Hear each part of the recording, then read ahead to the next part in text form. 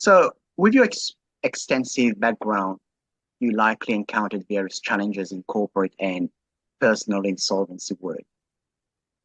Can you share with us some of the toughest hurdles you faced and how did you overcome?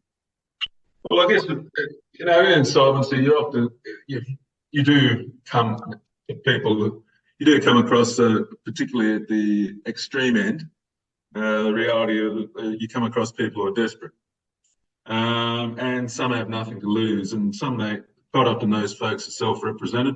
Mm, They can be obstructive. They're the most challenging ones, and that you do come across from time to time. And yeah, if they want to be obstructive, that can be disappointing because it kind of leads to suboptimal results. When if they'd actually engaged in a bit of cooperation, things might, a more positive or better outcome might be achieved. The approach you have to take in that sort of instance, those sorts of instances, is to stick to the process and basically remain objective. And I suppose another thing is you've got directors and stakeholders and senior management.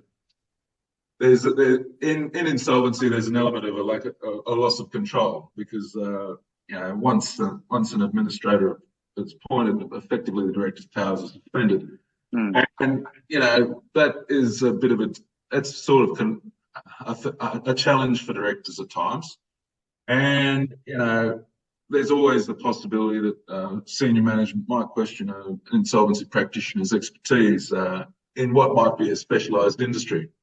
So, I guess my approach in those sorts of scenarios is that it's unlikely that the insolvency practitioner is necessarily going to have the same level of expertise as the major stakeholders might have with respect to their particular business. What the practitioner can bring to the table is they're an expert in dealing with the insolvency framework and navigating that and navigating distressed situations. mm, So I guess you have to take a collaborative approach to ensure that you get the best outcome in an insolvency scenario. mm. Wow, okay, that's interesting. Yeah. So, you work across industries like building, hotel, and license clubs.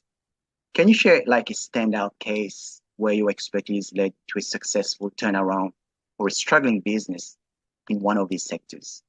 Well, I guess uh,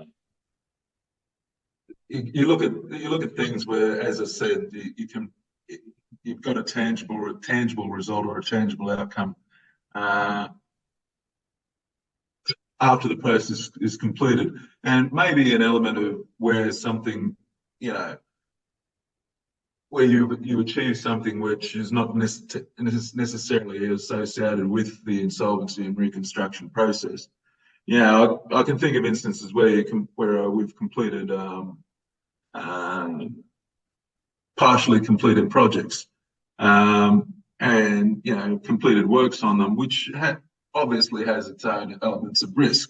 Mm, Um, you know that I've been involved in examples where you've been able to pay down debt and actually leave some units left over for the actual proprietors and and stakeholders. And that when you see that a tangible outcome and you've actually not necessarily you've actually gone and put a bit of I guess considered and reasonable risks into the process to get a better outcome for you know the creditors and the stakeholders. They're the sort of scenarios which are the most satisfying.